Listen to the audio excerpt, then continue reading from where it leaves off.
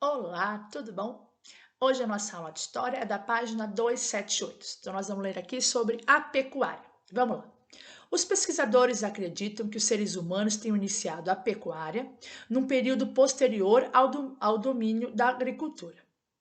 Ainda hoje, é bastante comum agricultores que não praticam a criação de animais, mas se desconhece a existência de grupos de criadores que não possuem conhecimento na agricultura.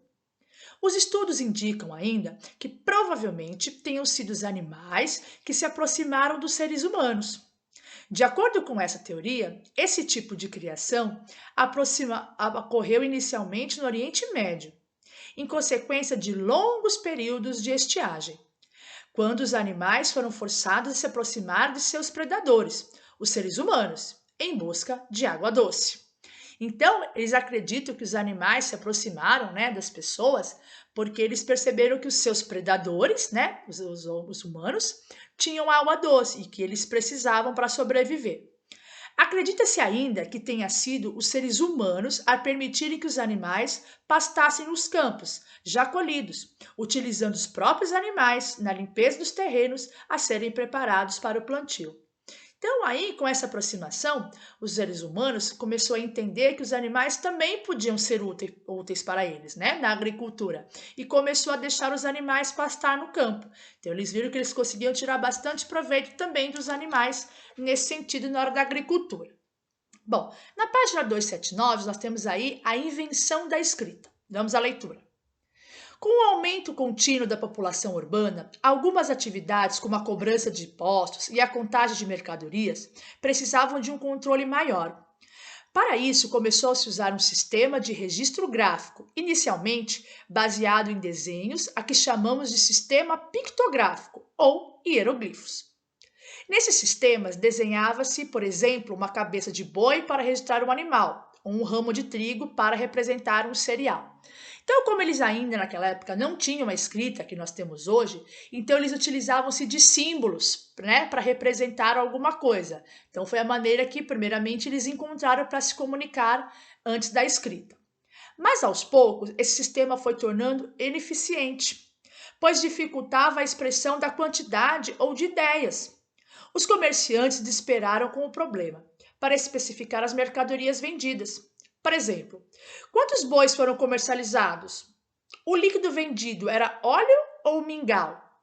Bom, então aí com o passar do tempo, que eles começaram a fazer desenhos para representar alguns produtos, eles perceberam que não estava sendo muito eficiente, né? Porque um desenho limitava muito. Então, por exemplo, eles não sabiam a quantidade, que tipo de líquido era que foi vendido. Então, começou a dificultar para eles nesse sentido. Então, eles precisaram arrumar uma nova forma de se comunicar através de desenho ou inventar as palavras. Na tentativa de aprimorar os registros, eles elaboraram símbolos que pudessem representar com mais precisão suas ideias e ações, facilitando ainda mais a transmissão das informações. Criaram representações ainda mais utilizadas para expressarem melhor o que queriam dizer. Um jarro com um bico poderia sinalizar um líquido que estava dentro. Mas como esses símbolos foram se tornando cada vez mais complexos, poucos eram as pessoas que sabiam desenhá-lo. Surgiu então uma nova atividade, a de escriba.